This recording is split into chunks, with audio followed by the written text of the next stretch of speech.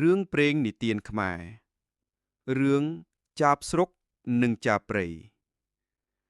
កាលពីព្រេងនាយមានចាបស្រុកនិងចាមព្រៃដើររកស៊ីដោយពួកជារាល់ថ្ងៃខាងចាបស្រុកមានមេបាប្រដៃថាបើរកស៊ីកុំជជែកឆ្លក់គ្នាឲ្យលឺមាត់កឹកកងឡាយឲ្យប្រយ័ត្នខ្លួនបើព្រានវាវាយលប់ត្រូវឲ្យបបួលគ្នាខំហាទូលប់ឲ្យរបើកដើម្បីនឹងឲ្យរួចរស់ជីវិតពួកចាបស្រុកក៏ធ្វើតាមដំបូន្មានមេបាប្រដៅ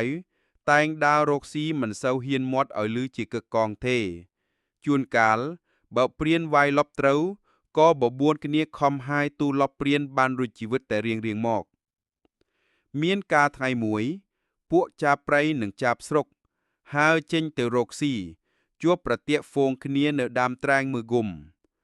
ពួកចាបព្រៃទុំនៅខាងក្រោមពួកចាបស្រុកទុំនៅខាងលើក៏បាក់មេឃត្រែងពីលើមកត្រូវក្បាលចាបព្រៃនិយាយប្រកាន់ទៅចាបស្រុកថាហេតុអីក៏កាច់មេឃត្រែងទម្លាក់មកឲ្យត្រូវក្បាលពូយើងចាបស្រុកក៏បានប្រាប់ទៅចាបព្រៃវិញថាយើងមិនបានកាត់មេឃត្រែងឲ្យបាក់ត្រូវអ្នកឯងទេគឺមេឃត្រែងវាបាក់ឯងធ្លាក់មកទេតើពួកចាបព្រៃជាពួកឥតកាន់ដំបូន្មានមិនពិចារណាឲ្យឃើញខុសត្រូវ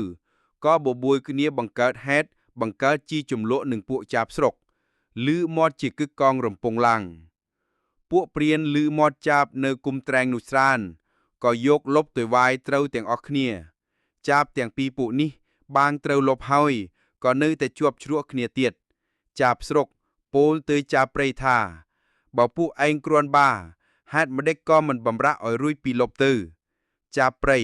ក៏ពោលមករកចាបស្រុកវិញថាបើពួកឯងគ្រាន់បា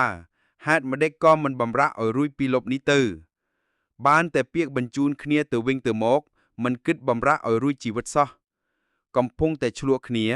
ស្រាប់តែព្រានក្រសោបឡើងចាប់បានចាបទាំងអស់ក៏ពិឃាដាក់សៃអស់នេះហើយចាបស្រុកជាពួកចាបល្អតែខកខ្លួនមករកស៊ីជួបចូលនឹងហ្វូងចាបព្រៃ